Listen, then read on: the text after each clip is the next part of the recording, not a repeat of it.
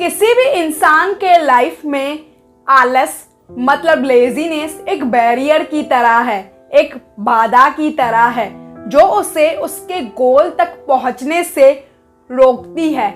आज इस वीडियो में गौतम बुद्ध की स्टोरी से हम जानेंगे कि आलस क्या होता है और इसे किस प्रकार से दूर करें। What is laziness and how to overcome this laziness? किसी एक नगर में एक व्यक्ति रहता था। वह बहुत आलसी था और यह बात उसे पता थी। एक दिन वह बुद्ध के पास गया और उसने दुखी मन से बुद्ध को बोला, बुद्ध मैं बहुत आलसी हूँ। मेरे आलसीपन की वजह से कोई भी कार्य मैं ठीक समय पर नहीं कर पाता हूँ और ना ही ठीक तरह से कर पाता हूँ।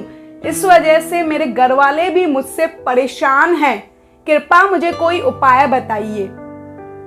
बुद्ध मुस्कुराए और बोले, तुम्हें कैसे पता कि तुम आलसी हो? किस प्रकार का आलस है तुम्हें? व्यक्ति बोला, मुझे ये तो नहीं पता कि आलस क्या होता है, लेकिन जो भी होता है यह बहुत बुरा है। बुद्ध ने कहा कि आलस एक मानसिक अवस्था होती है, जो एक विचार है, भाव है जो व्यक्ति अपने अंदर लाता है। मनुष्य में दो प्रकार के आलस होते हैं, एक शारीरिक और दूसरा मानसिक। शारीरिक अवस्था में आलस आने का पहला कारण भोजन है। जब हम ऐसा भोजन करते हैं जिसमें कोई जीवन नहीं होता है तो ऐसा भोजन हमारे शरीर के लिए बोझ बन जाता है। इस प्रकार के भोजन लेने से हमें आलस आता है, क्योंकि हमारा शरीर भोजन से मिलने वाली ऊर्जा पर चलता है। जैसा हम उसे भोजन देते हैं वैसे ही ऊर्जा हमें वह देता है। इसलिए आलस से बचना चाहते हो तो आसानी से और आराम से पचने वाले भोजन ही लो जो प्राकृतिक रूप से हमें मिलता है। शारीरिक स्तर पर दूसरा ही कारण है ठीक से ना चलना, ठीक से ना सोना और ठीक से ना बैठना।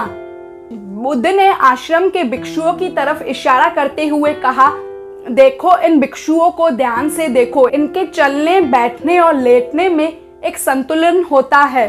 जब ये चलते हैं तो इनके पैरों के बीच में तालमेल होता है। जब ये बैठते हैं तो गर्दन ऊपर और रीढ़ की हड्डी बिल्कुल सीधी होती है। जब ये लेटते हैं तो शरीर बिल्कुल स्थल और तनाव रहित होता है, जिस वजह से ये आरामदायक और गहरी नींद लेते हैं। व्यक्ति ने पूछा कि क्या पर्याप्त नींद आवश्यक है? बुद्ध ने कहा, हाँ, ना कम नींद और ना ज्यादा। बुद्ध ने कहा, जब हम पर्याप्त नींद नहीं लेते हैं तो कल का दिन भी आलस और थकान से भरा होता है। व्यक्ति ने कहा, आपने सच कहा, मैंने भी यह महसूस किया है। बुद्ध ने कहा, शारीरिक स्तर पर ही आलस का तीसरा कारण है सुबह जल्दी ना उठना। सुबह तभी जल्दी उठ पाओगे जब तुम रात को सही समय पर सोओगे। इन आश्रम के भिक्षुओं का सोने का समय निश्चित होता है, इसलिए ये सुबह जल्दी उठ पाते हैं। हर एक भिक्षु का अनुशासन होता है और वही अनुशासन इनके जीवन में संतुलन लाता है। इंसान अनुशासन को बंधन मानता है, लेकिन यह सच बात नहीं है। अनुशासन हमें बांधता नहीं है बल्कि हमें आजाद करता है। बुद्ध ने व्यक्ति को कहा, यदि तुम आलस छोड़ना चाहते हो तो एक निश्चित दिनचर्या बना लो। व्यक्ति ने कहा, लेकिन शुरुआत कहाँ से करें? चलने से, बैठने से, लेटने से या फिर सुबह जल्दी उठने से? बुद्ध ने कहा, इसी समय से जो कर रहे हो उसे ध्यान से करो। बुद्ध बोले, अब मन के स्तर पर आलस को समझो। जब हम किसी कार्य को करने के लिए खुद को काबिल नहीं समझते तो हमें उस कार्य को करने में आलस आता है। हम उस कार्य को पहले भी नहीं कर पा रहे थे और अब भी उस कार्य को करने की कोशिश नहीं करते। हम अपने मन को यह नहीं समझा पाते कि पहले और अभी के समय में बहुत फर्क है। तब से लेकर अब तक हमने उस कार्य को करने के लिए बहुत कुछ सीखा है।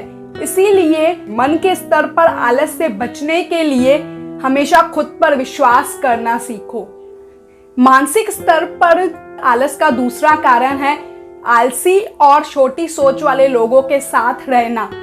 कई बार हम आलसी नहीं होते हैं, लेकिन आलसी लोगों के साथ रहकर हम भी वैसे ही हो जाते हैं। वह व्यक्ति बोला, आप सही कह रहे हो, मैंने भी यह महसूस किया है। आगे बुद्ध बोले, मानसिक अवस्था का तीसरा कारण है कार्य को टालना।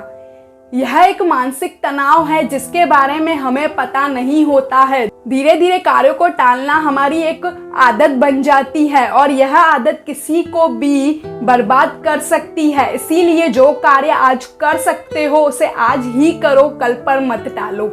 मानसिक अवस्था का चौथा कारण है लक्ष्य का स्पष्ट न होना। मान लो तुम किसी रेगिस्तान में फंस गए हो और तुम्हें प्यास लगी है, तो तुम क्या करोगे? वह व्यक्ति बोला, मैं पानी ढूंढने के लिए किसी आसपास के गांव की तलाश करूंगा। बुद्ध ने बोला, अगर तुम्हें कोई गांव मिले ही ना तो फिर क्या करोगे? व्यक्ति ने बोला, मैं फिर भी ढूंढने का प्रयास करूंगा क्योंकि मेरे पास कोई विकल्प नहीं है। बुद्ध बोले, तुम बिल्कुल सही कह रहे हो। पानी ढूंढने का जो लक्ष्य है तुम्हारा स्पष्ट है, इसीलिए तुम्हें आलस नहीं आएगा। जब हमारे पास एक से ज्यादा विकल्प होते हैं और लक्ष्य स्पष्ट नहीं होता है तभी हमें आलस आता है। मानसिक अवस्था का पांचवा कारण है किसी कार्य को करने के लिए कोई बड़ी वजह ना होना। मान लो तुम किसी सुनसान सड़क से जा रहे हो और तुम्हारे पास गहनों का एक बक्सा है। तुम थक गए हो और आराम करना चाहते हो, इस वजह से तुम एक पेड़ के नीचे बैठ जाते हो। तुम अपने सामने एक डाकू को आते हुए देखते हो। क्या उस समय भी तुम्हारा आलस तुम्हें भागने से रोकेगा? वह व्यक्ति बोला, बिल्कुल भी नहीं। तुम्हारा आलस तुम्हें उसी कार्य को करने के लिए रोकता है जिसके लिए तुम्हारे पास कोई बड़ी वजह नहीं होती है। बुद्ध ने कहा, मेरी बात ध्यान से सुनो।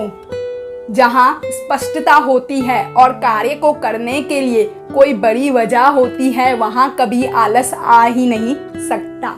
वह व्यक्ति गौतम बुद्ध से बोला, आप सही कह रहे हो, अब मुझे आलस का पूरा खेल समझ में आ गया है। अगर वीडियो अच्छी लगी हो तो इसे लाइक और शेयर जरूर करिएगा। अगर आप मेरी चैनल पर पहली बार आए हैं तो इसे सब्सक्राइब जरूर कर दीजिएगा। इस चैनल पर मैं गौतम बुद्ध की बहुत सारी अच्छी अच्छी वीडियोस अपलोड करती हूँ। मिलती हूँ आपसे नेक्स्ट वीडियो में।